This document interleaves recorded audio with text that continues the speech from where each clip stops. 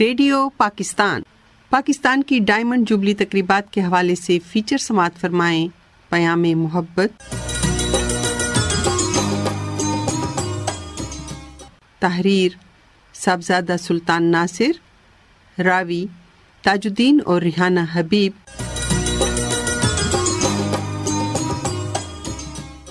جبکہ یہ پیشکش ہے ریڈیو پاکستان ڈیرہ اسماعیل خان کی.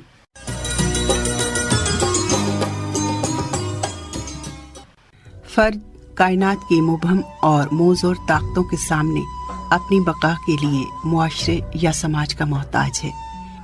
معاشرے سے مراد انسانوں کے باہم تال میل سے وجود میں آنے والی وہ اکائی ہے جو تسبیح یا مالا کے دھاگے کی صورت کئی موتیوں کو وحدت میں پروئے رکھتی ہے. فرد کو بیک وقت اپنی انفرادیت برقرار رکھنے اور معاشرتی بقا قائم کرنے کے امتحان کا سامنا رہتا ہے. قابل قدر انسان وہی ہے جو اس امتحان میں کامیاب ٹھہرے، یعنی ایک طرف تو اپنی انفرادیت قائم کرے اور دوسری طرف معاشرتی حسن کو قائم رکھنے میں کردار ادا کرے. واضح رہے کہ یہاں انفرادیت سے مراد ذاتی حرص و ہوس کی تنگ و تاریک دنیا نہیں، بلکہ تخلیق و تعمیر کا جہان کشادہ ہے. معاشرتی حسن کی بقا پیام محبت کے بغیر ممکن نہیں. دانائے شیراز خواجہ حافظ شیرازی کہتے ہیں کہ سوائے محبت کے کوئی بنیاد بھی ایسی نہیں جس میں خلل نہ ہو.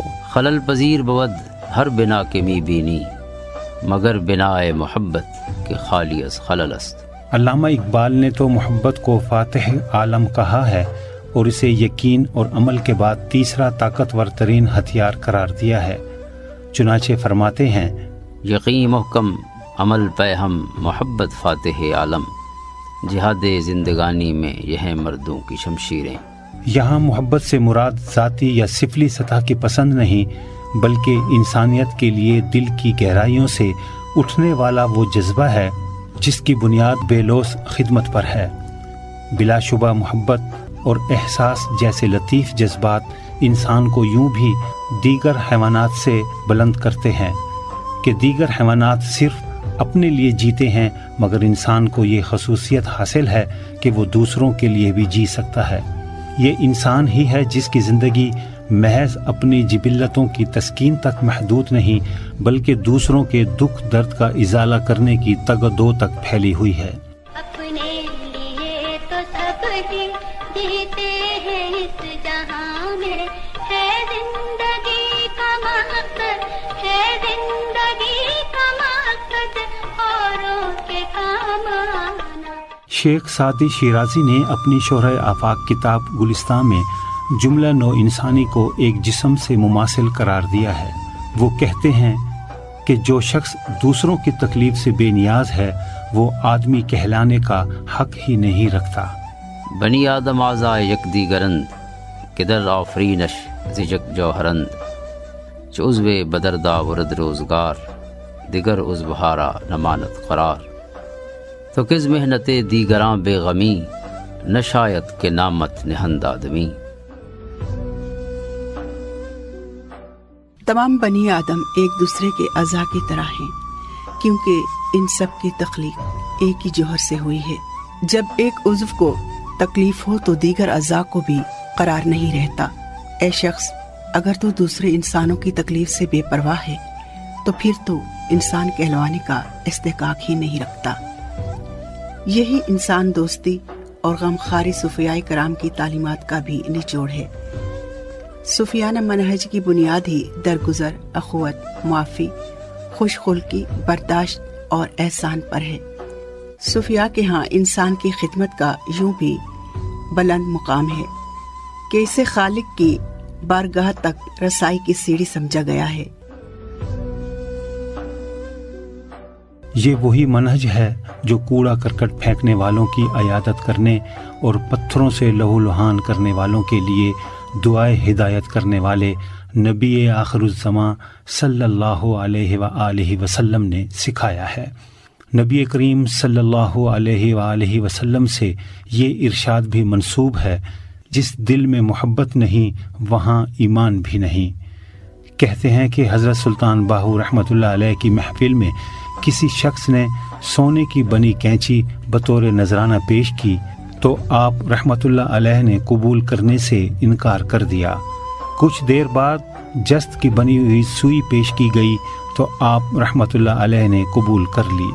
استفسار کرنے پر آپ رحمت اللہ علیہ نے بتایا کہ کینچی اگرچہ سونے کی بنی ہوئی تھی مگر اس کا کام کاٹنا اور جدا کرنا ہے، لہٰذا ایسی شے کی فقیروں کی محفل میں کوئی گنجائش نہیں۔ اس کے برعکس سوئی اگرچہ کم مایا اور جست کی بنی ہوئی تھی مگر اس کا کام ملانا اور جوڑنا ہے، لہٰذا یہ ایک پسندیدہ شے ہے جو صوفیانہ محفل کے موافق ہے۔ آپ اپنے معروف رسالہ روحی میں بھی یہ بتاتے ہیں کہ آپ کو ارشاد عام کا حکم ہوا ہے جس میں مومن و کافر، بانصیب و بے نصیب اور زندہ و مردہ کا فرق نہیں بلکہ ارشاد سب کے لیے ہے۔ دور حاضر میں وطن عزیز بلکہ عالمی سطح پر منافرت، جنگ و جدل اور تکفیری و تحقیری رجحانات کا باعث بھی دراصل اعلیٰ درخشندہ روایات سے روگردانی ہے۔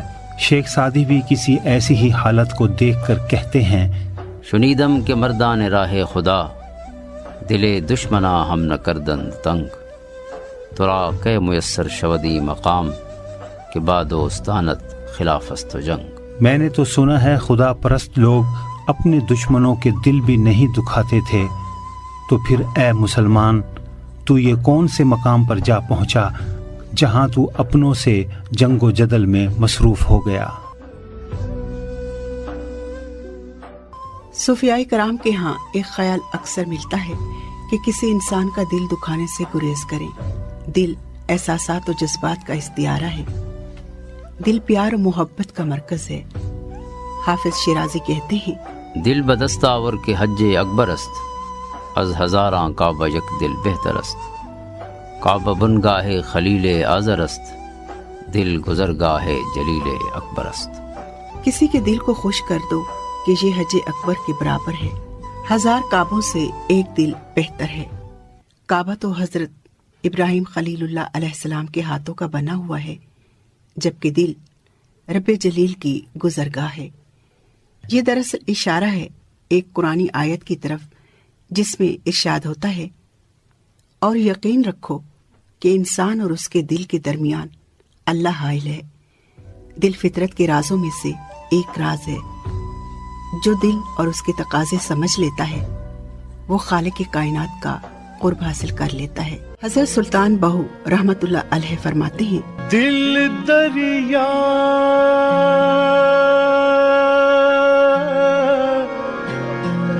سمندروں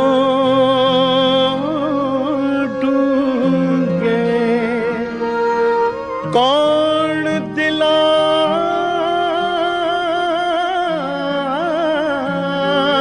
دیا جانے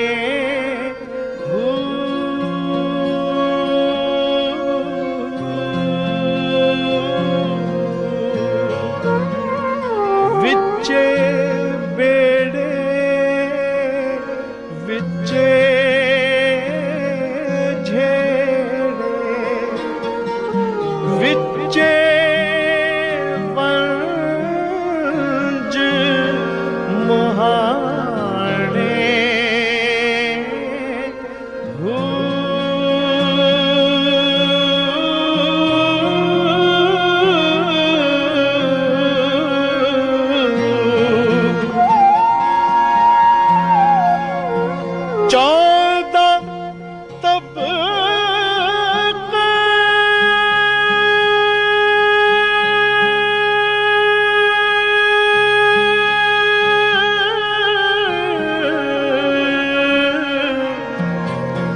دلے دے اندر تمبو وانگن تانے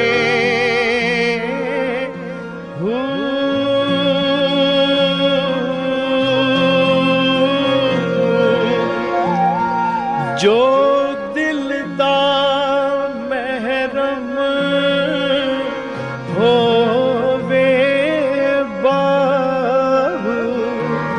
سویو पछाणे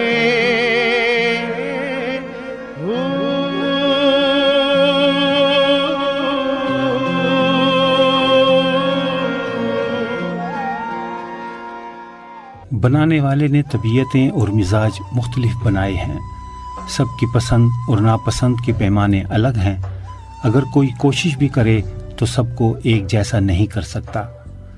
अलबत्ता ये हो सकता है कि इख्तलाफ के तमाम रंग यकजा कर दिए जाएं और एक खूबसूरत गुलदस्ता तश्कील दिया जाए। ख्वाजा गुलाम फरीद रहमतुल्लाह अलैह ने अपनी एक मारूफ काफ़ी में पीलू के मुख्तलिफ रंगों का जिक्र करके पैगाम दिया है कि आएँ इन सब को मिल के चुने ताकि मोहब्बत, प्यार और अपनाइयत का एक हसीन गुलदस्ता बना लें।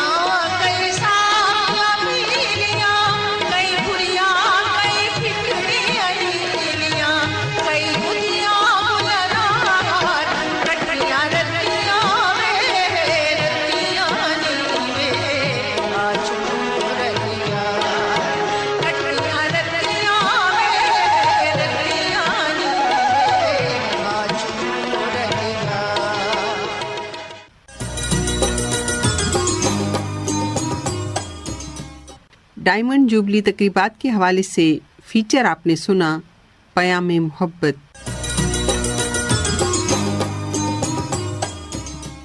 प्रोड्यूसर थी फरहा नौरीन, निगरान आला डॉक्टर मोहम्मद नजमुल हसन, जबकि ये पेशकश थी रेडियो पाकिस्तान डेरा इस्माइल खान की।